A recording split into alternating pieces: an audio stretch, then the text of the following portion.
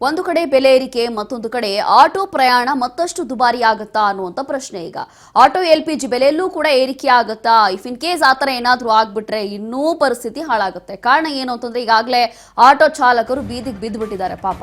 ಈಗಾಗಲೇ LPG ಇಲ್ಲದೆ ಕಂಗೆಟ್ಟು ಹೋಗಿದ್ದಾರೆ ಆಟೋ ಚಾಲಕರು. ಇದೀಗ ಮತ್ತೊಂದು ಸಂಕಷ್ಟ ಅವರಿಗೆ. ಬೆಂಗಳೂರಿನಲ್ಲಿ ಈಗಾಗಲೇ LPG ಬಂಕ್ಗಳು ಬಂದಾಗಿ ಒದ್ದಾಡ್ತಿದ್ದಾರೆ.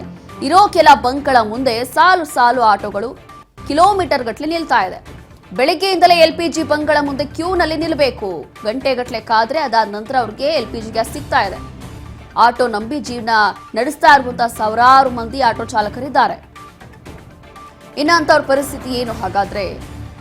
ಈಗಲೇ ಗ್ಯಾಸ್ ಸಿಗ್ತಾ ಇಲ್ಲ ಅಂತ ಹೇಳಿ ಗಂಟೆಗಟ್ಟಲೆ ಕಾಯ್ತಿದ್ದಾರೆ. ಒಂದೊಂದು ಬಂಕ್ಗಳಲ್ಲಿ ಒಂದೊಂದು ರೀತಿಯಾಗಿ ಬೆಲೆಗಳು. ಏನ್ ಮಾಡೋದು ಅಂತ ಹೇಳಿ ಅವ್ರಿಗೂ ಕೂಡ ಗೊತ್ತಾಗ್ತಾ ಇಲ್ಲ. ಈಗ ಆಟೋ ಪ್ರಯಾಣ ಮತ್ತಷ್ಟು ದುಬಾರಿ ಆಗಬಹುದು.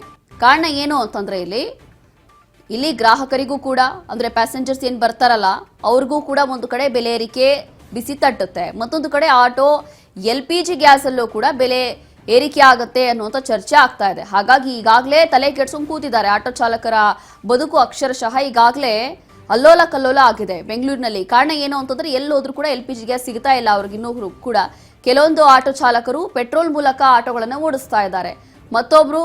ಮತ್ತು ಕೆಲವೊಂದು ಆಟೋ ಚಾಲಕರು ಈ ರೀತಿಯಾಗಿ ಇರುವಂತಹ ಗ್ಯಾಸ್ ಬಂಕ್ಗಳ ಮುಂದೆ ಈ ರೀತಿಯಾಗಿ ಗಂಟೆಗಟ್ಟಲೆ ಕಾದು ಅದಾದ ನಂತರ ಗ್ಯಾಸನ್ನು ಫಿಲ್ ಮಾಡಿಸ್ಕೊಂಡು ಹೋಗ್ತಾ ಇದ್ದಾರೆ.